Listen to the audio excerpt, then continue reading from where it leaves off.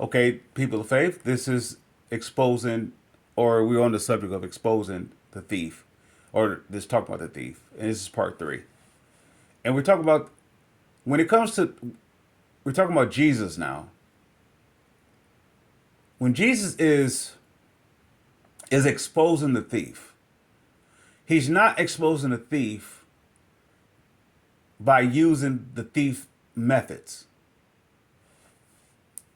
Otherwise, he could whatever that he is stating himself to be, he couldn't live up to it. He stated himself to be the good shepherd.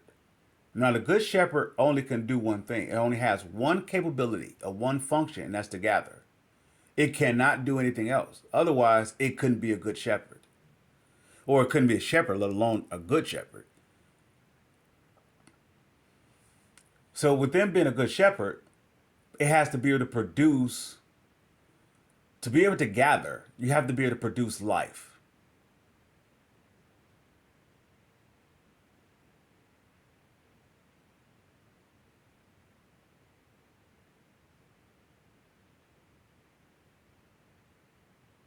Jesus.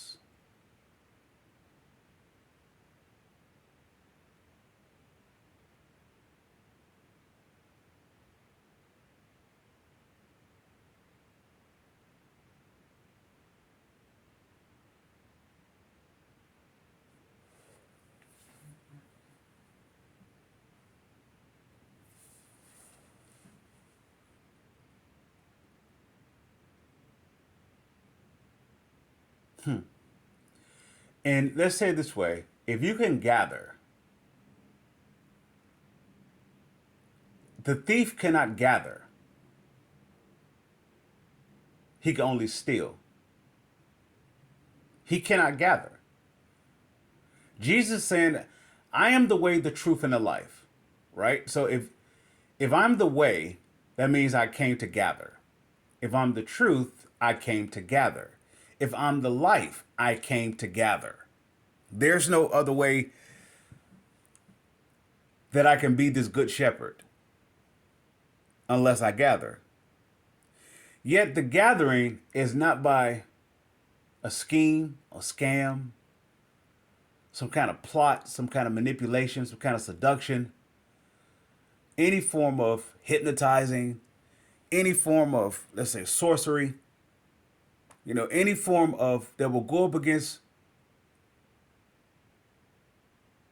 the honor of love. And only go up against the only way you can go up against the honor of love is that, of course, that you're loveless. So that means that you'll be the opposite of love, which will be hatred.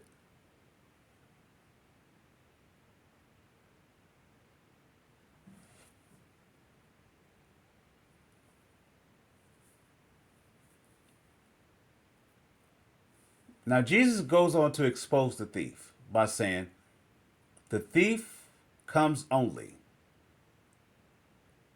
or only comes to kill, steal, and destroy. He did not say, hey, there's the thief over there. He he left it up to us to decide who is the thief. In other words, he left it up to us, who are we going to listen to?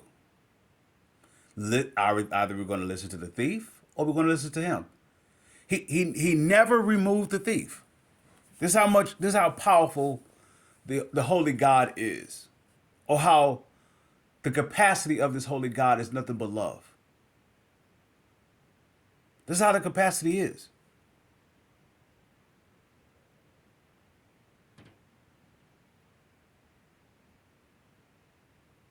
He is nothing but love. He can't do the opposite. And not can't as in doesn't have the will. He just doesn't have the capability to do it. He can only this holy God can only love. Somebody would say, well, this holy God can have vengeance. Well, the holy God, yeah, can have vengeance. But what kind of vengeance does it have? The opposite nature. So to be a thief, you have to steal, kill, and destroy, right? Yet you can't steal, kill, and destroy anything. You only could do it towards the opposite. That's why there's only two roads we can follow, or two trees we can eat from. You only can you only have an enemy, and the enemy is the opposite. Yet the opposite is either the reflection of yourself that's disguising itself as being the opposite. So God doesn't have an enemy.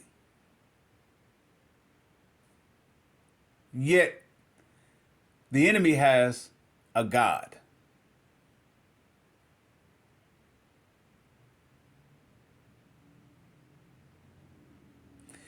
The reason why God doesn't have an enemy because God didn't create an enemy. He can't create an enemy.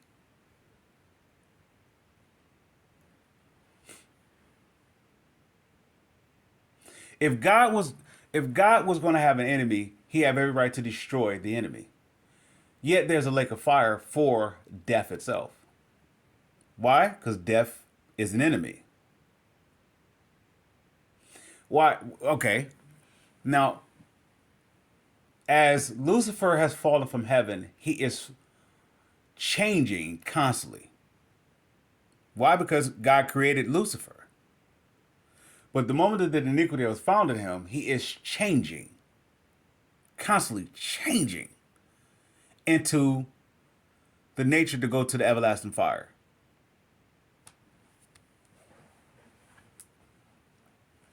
The more that he runs from the truth, the more that he runs from God. When God is speaking about the behalf of him and he says there is no light inside of him, there's no truth inside of him, that's not God saying, I made you this way. He made Lucifer as perfect or of perfection. That's not the creation. To say Satan is not the creation he knows.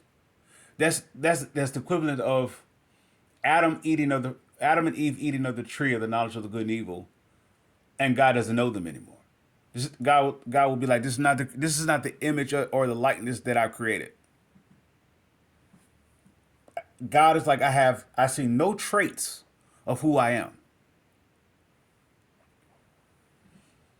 The same thing goes with when it comes to Satan. God can't find himself inside of Satan. Satan is completely an origin of himself. That's how evil it is. Love itself, there is no trace of love inside of it. So it can only steal, kill, and destroy. Now somebody may ask the question, so why is God so if there's a loving God, why don't the loving God get rid of the evil? Well, God doesn't have to get rid of the evil. If so, he wouldn't be a loving God. Just as much as that loving God doesn't force us to come towards him. It's free will. So, how do you save someone who doesn't want to be saved?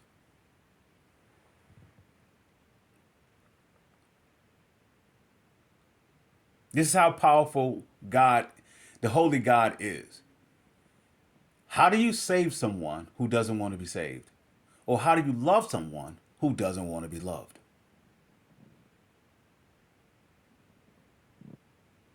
This is what makes the Good Shepherd so good. He never forces goodness upon not one person. Just take the woman that's at the well. Now, according to the laws of that's going around at that time, the laws of man, that is, he's not supposed to be to conduct with her. From there, it is too many barriers. Whether the gender wise, or there's religion wise, or if there's ethnicity, there it was so many boundaries that was forbidding him to talk to her. And he asked her for something to drink.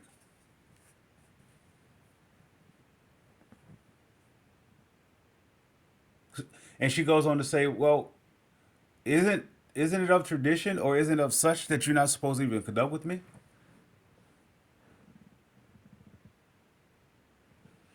Well, Jesus goes on to say, well, if you knew who you were speaking to, I'll give you something to drink that you'll never thirst again. Now, here's this abundance of life. Look what's coming out of it. There is no end. He said, I will give you something to drink that you will never thirst again. Where is the end at? Where does it come to a close? Nothing. Everything that Jesus offers, he offers life and more abundantly. It never stops. The only way that it will stop for an individual that is encounter with Jesus is that they have to walk away from Jesus. This is where the hireling comes in at. This is where the thief comes in at. This is where he comes in at to steal us away from God. Uses some kind of plot device to have us to look at Jesus as the enemy. Or what Jesus is offering is not enough. But the thing about what Jesus offers, it never ends.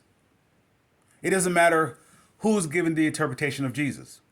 If you can say, if you want to base upon the interpretation that may come from a gender, if it may come from a religion, if it may come from an ethnic group, any barrier that any interpretation that comes from Jesus is only either going to be the truth or is going to be a false, right?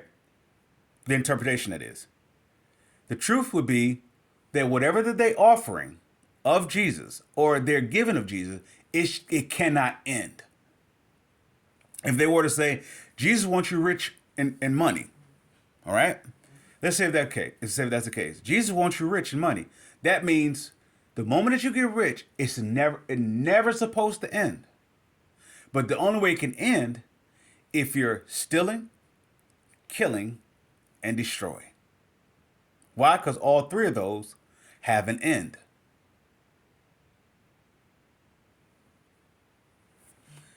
If it's going to be of Jesus, it can only produce life and that of abundance of life.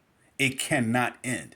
So if I were to say Jesus wants me rich in money, the moment that I heard that, it's supposed to produce me nothing but riches without exception. This is what Jesus is claiming. This is what he's putting all on the line by standing in alignment up under the rules of this good shepherd. I can only produce life. I can only gather. I cannot do anything to push it away.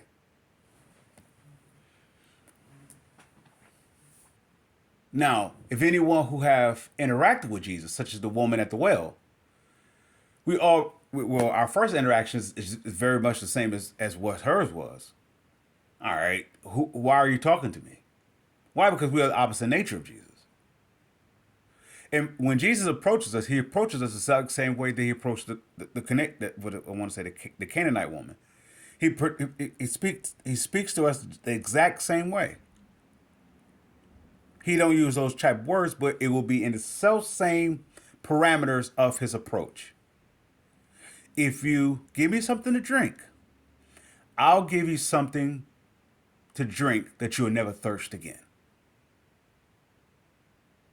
That's the best that Jesus can offer. He can't offer us any more than that. Any more than that will be going up against our free will. Because now he'll be on the line of seduction, he'll be on the line of manipulation, be on the line of conning or scheming, or having this all out trying to convince us that he is who he is. Then it wouldn't be no form of a love. He can only offer that. I'll give you something to drink that will never end. The thief cannot offer that. He doesn't have not the capacity or the capability to be able to produce it. He can't even. When we talk about producing, he can't say the opposite nature of what he is. Everything that the thief has to say, it has to be in line. It has to be in line with stealing, killing, and destroying. He can't produce life.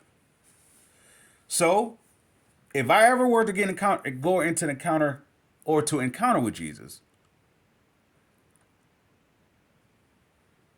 Jesus only have one door to go through. He only have one shot, one opportunity to connect with us. And that's to give us something to drink that never ends. That, in other words, give us something to drink that we'll never thirst again. Now, if you're an individual who has a tasting for thirsting, in other words, you get a look, you have something to drink, you quench your thirst for a second, but then you always thirsty. There's something wrong. Now, Jesus is coming from the opposite of that. If you want that well to never run out, that's what I offer. Jesus is talking to this woman, and she's going to Jacob's well, I believe. And so she's already coming from that perspective. Okay, all right, okay. If you knew who you were talking to, Jesus, you will run from me, because you're not supposed to talk to a person who is considered the opposite of considered good in any form. And Jesus says, if you, even if you are that, if you were to give me something to drink, what is he doing? He's bringing her to the side of good. Now, she's considered a dog. She's considered, I don't know, in every form of way, disgusting, unrelatable. There's no way you're supposed to, I don't know, do anything for or be around with. And he's given her the opportunity to be good versus being like the thief. Steal from her some more, kill her some more, and ultimately destroy her. He's given her the opportunity to be good. He says, if you were to give me something to drink, I'll give you something to drink, and you'll never thirst again. So she took his offer. Where can I have this drink? So Jesus goes on to tell her about her life. See how good he is? See how good he is? He tells her about her life. You have this many husbands. And the one that you're with now is not your husband.